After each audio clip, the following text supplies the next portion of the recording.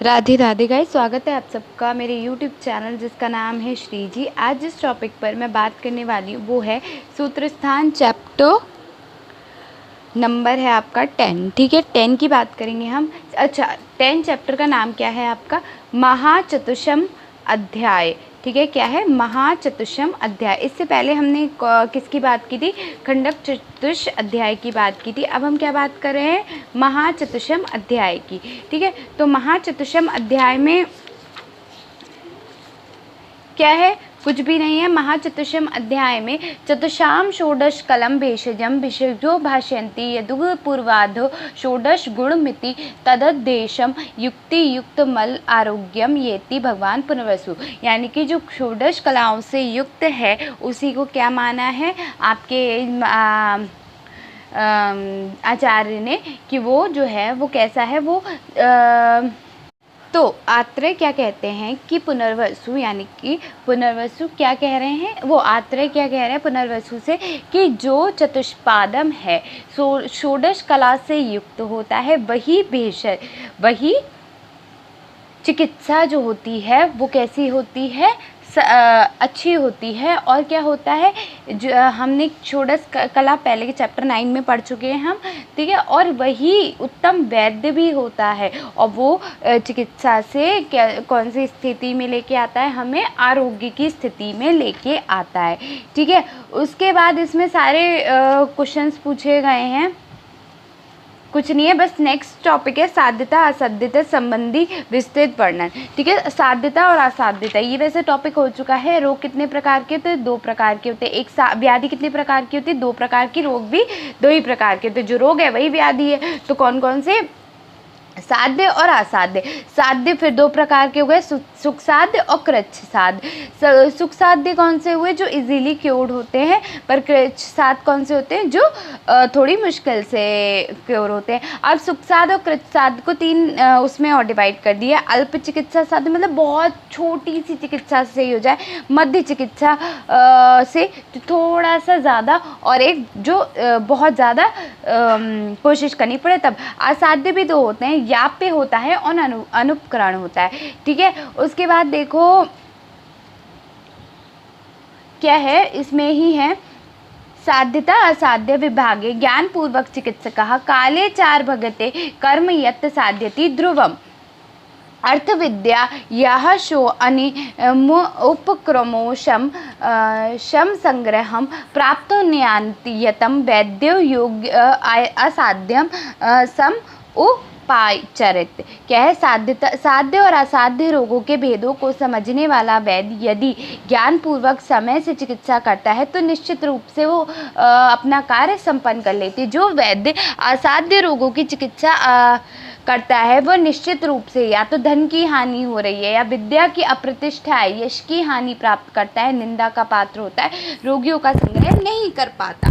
ठीक है, इसलिए क्या है, हमें इसीलिए कहते हैं कि हमें असाध्य रोग की चिकित्सा नहीं करनी चाहिए। नेक्स्ट है आपका साध्यता असाध्यता के प्रकार। साध्यता और असाध्यता के प्रकार बता चुके। साध्यता 2 प्रकार की होती है, सुख साध्य कृच्छ साध्य, और आपकी असाध्य भी 2 प्रकार के होते हैं, याप्य और अनुपक्रम। तो ये होते हैं। ठीक है, उसके बाद नेक्स्ट क्या है आपके जो सुख साध्य और कृच्छ साध्य हैं वो भी 2 तरीके के होते हैं। कौन कौन से? अल्प चिकित्सा वाले, ठीक है, मध्य चिकित्सा वाले, और जो उत्कृष्ट यानी कि ज़्यादा चिकित्सा जो मांगते हैं। असाध्य कितने प्रकार के होते हैं? 2 प्रकार के होते हैं। कौन कौन से? याप्य और अनुपक्रम।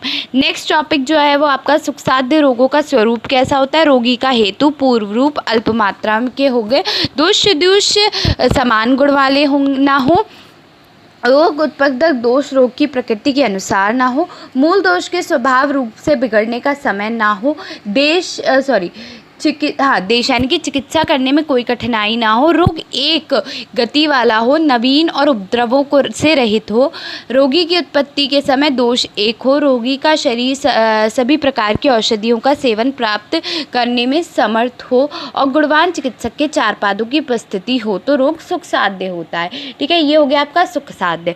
ठीक है, अब देखो कृच्छ साध्य रोग। निमित्त पूर्व रूपाणाम मध्य बले काल प्रकृति दूषणाम सामान्य अंत्यमस्य चा। ये इंपॉर्टेंट है। क्या है?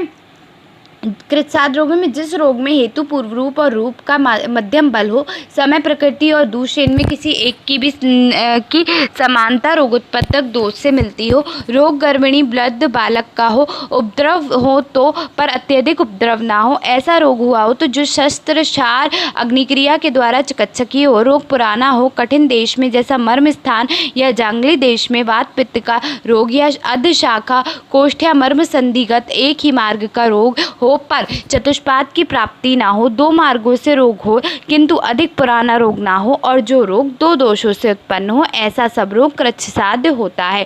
श्वेत फिर नेक्स्ट क्या है, याप्य रोगों का स्वरूप कैसा होता है। ठीक है, खत्म होने वाला है, ज़्यादा इसमें कुछ है नहीं।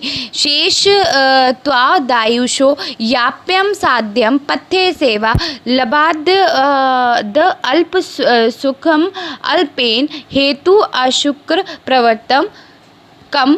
ठीक है, ये आएगा। तो क्या है, याप्य रोगों का स्वरूप क्या होगा, आयुष के शेष रहने के कारण पथ्य आहार विहार के सेवन से थोड़ा अच्छा होकर पुनः थोड़े ही कारण से भयानक रूप में बढ़ जाए। जिस रोग में गंभीर धातुओं में दोष चले गए हों, अनेक रस रक्तादि धातुओं में दोष प्रविष्ट हो गए हों, मर्म संधियों में दोषों का आश्रय हो गया हो, जो रोग बार बार दौरे के हिरप में आता हो या बहुत दिनों में चला आता हो तथा जो दो दोषों में से उत्पन्न हो, ऐसा सब असाध्य रोग यानी कि याप कहा जाता है। ठीक है, नेक्स्ट है प्रतिक्रिया यानी कि अनुक्रम रोग क्या होता है। इसी प्रकार जो गंभीर रोग हो गया हो, जो रक्त आदि धातुओं में आश्रित हो, त्रिदोषज हो, अनेक रस वाला हो, जिनकी युक्तियुक्त चिकित्सा करने पर भी कोई लाभ ना हो रहा हो, जिस रोग में दोष अपने सभी मार्गों में आश्रित हो गए हो, बार बार उत्सुकता बेचैनी मोह और इंद्रियों की शक्ति का नाश हो जाता है, पुरुष दुर्बल हो जाए, व्याधि की शक्ति प्रबल हो और अरिष्ट के लक्षण उपस्थित हो, वह रोग कैसा हो जाता है, असाध्य हो जाता है। इसे प्राताख्य यानी कि चिकित्सा ना करने योग्य कहते हैं। उसके बाद देखो रोग परीक्षा के बाद चिकित्सा, भिज्जा प्राग परीक्षये विकाराणाम स्वलक्षणम पश्चात कर्म समारंभा कार्य साध्येषु धीमत। क्या है, बुद्धिमान वैद्य को चाहिए कि वह रोग या तो उनके साध्यता असाध्यता या याप्य आदि लक्षणों की परीक्षा कर कर ही साध्य रोगों की चिकित्सा प्रारंभ करे और असाध्य रोगों की चिकित्सा ना करे। क्यों? क्योंकि साध्य रोगों की चिकित्सा संभव है पर असाध्य रोगों की चिकित्सा संभव नहीं है। अच्छा, इसमें प्रात्यक्य रोग में श्लोक दे रखा है, तद्वत् प्रताख्यम त्रिदोषजम क्रियापथम अतिक्रांतम सर्व मार्ग अनुसारणम। ठीक है, ये है, ये श्लोक इम्पॉर्टेंट है। ठीक है, तो यहाँ पे आपका चैप्टर 10 जो सूत्र स्थान का था वो पूरा हो जाता है। इसमें कुछ था नहीं, बस ये था कि 16 गुणों से युक्त तो होता है। ठीक है, ये उसके बाद का चैप्टर है, तो इसलिए 16 गुणों से युक्त होना। 16 गुण कौन कौन से थे? अच्छा, यहाँ पे हम 16 गुण की भी बात कर लेते हैं एक बार। कौन से 16 गुण थे जो ज़रूरी होते? भिषक के 4 गुण, द्रव्य के 4 गुण, उपस्थता के 4 गुण और रोगी के 4 गुण। भिषक के 4 गुण क्या है आपका? श्रुत पर दवात्वम यानी कि शास्त्र की गंभीरता, बहुदृष्ट कर्मत्व यानी कि अनेक कार्यों को प्रत्यक्ष देखने की योग्यता, दाक्ष यानी कि स्किल वाला, शौच। द्रव्य कौन सा है? बहुता, योगत, अनेक विधिवत, कल्पना, वटी आदि अनेक रूपों में प्रयुक्त होने वाली औषधि, और संपत्ति यानी कि होलसम होना। ठीक है, उपस्थता क्या है? उपचार ज्ञातता होनी चाहिए, दाक्ष्य होना चाहिए, रोगी की शौच मतलब सफाई रखने वाला होना चाहिए, और रोगी के में अनुरागता होनी चाहिए, मतलब अफेक्शन होना चाहिए। ठीक है, उसके बाद रोगी के क्या गुण होने चाहिए? स्मृति अच्छी होनी चाहिए, निर्देशकारिता होनी चाहिए, मतलब वो अपनी हर बात बता चुके, निर्भयता यानी कि डॉक्टर से डरे नहीं, और क्या होनी, या अभिरुत्व भी बोलते हैं उसको, या ज्ञापकता यानी कि वेदना बता सकने की क्षमता। तो यही सब है। तो यहाँ पे आपके कौन से गुणों, कौन सा चैप्टर हो गया है? सूत्र स्थान का चैप्टर 10 कंप्लीट हो गया है। ठीक है, नेक्स्ट मिलेंगे आपसे नेक्स्ट वीडियो में। Thank you very much.